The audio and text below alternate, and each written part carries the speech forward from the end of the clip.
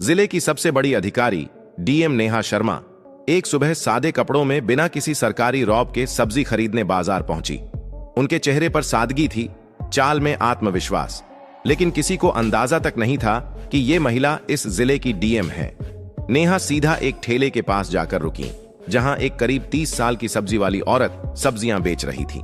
नेहा ने मुस्कुराकर उससे सब्जियों के दाम पूछे ही थे कि तभी एक छोटा बच्चा दौड़ता हुआ आया और उस औरत से लिपट कर बोला, मम्मी मुझे स्कूल छोड़ दो ना, लेट हो रहा है, नहीं तो टीचर डांटेंगे।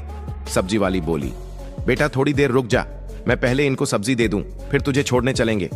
बच्चा जिद करता रहा, नहीं मम्मी अभी चलो ना प्लीज, बहुत देर हो गई है। यह सब देखकर डीएम नेहा शर्मा का दिल पसीज गया। वो मुस्कुराकर बोली, आप बच्चे को स्कूल छोड़ आइए, मैं आपकी दुकान संभालती हूं। सब्जी वाली थोड़ी हिचकिचाई, पर नेहा के भरोसे भरे लहजे ने उसे हिम्मत दी। उसने कहा, ठीक है बहन, मैं जल्दी लौट आऊंगी। और फिर वो अपने बेटे को लेकर स्कूल की ओर निकल गई। इधर नेहा ठेले पर खड़ी थी, चारों ओर के माहौल को गौर से देख रही थी। तभी एक मोटरसाइकिल ठेले के पास आकर रुकी। उस पर बैठा इंस्पेक्टर आदित्य वर्मा था। उसने उतरते ही थोड़ा तंज में कहा, तू कब से यहां सब्जियां बेचने लगी? यहां तो एक औरत हुआ करती थी, वो कहां गई? नेहा कुछ कहती, उससे पहले ही वह सब्जी वाली औरत वापस लौट आई। इंस्पेक्टर को देखकर उसके चेहरे पर घबराहट छा गई। झुककर बोली, क्या चाहिए आपको इंस्पेक्टर साहब? जो मन हो ले लीजिए। इंस्पेक्टर ने बेजा हुक्म दिया, आधा किलो टमाटर दे, 1 किलो भिंडी और आधा किलो परवल भी देना।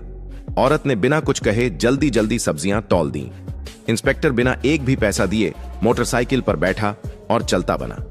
यह सब देख नेहा शर्मा स्तब्ध रह गईं। कुछ पल खामोशी में बीते, फिर उन्होंने सब्जी वाली से पूछा, बहन उसने पैसे क्यों नहीं दिए? आपने उससे कुछ कहा क्यों नहीं? औरत की आंखों में मजबूरी साफ दिख रही थी। धीमे स्वर में बोली, बहन क्या कहूं, यह इंस्पेक्टर रोज ऐसे ही सब्जियां ले जाता है। जब कुछ बोलती हूं तो धमकाता है, कहता है मुझसे पैसे लेगी, अभी तेरे ठेले को उठवा दूंगा। मुझे डर लगता है, अगर ठेला चला गया तो घर कैसे चलेगा, मेरे बच्चे क्या खाएंगे, इसलिए चुपचाप दे देती हूं। यह सुनकर डीएम नेहा शर्मा के चेहरे का रंग बदल गया। अंदर तक हिल गईं वो।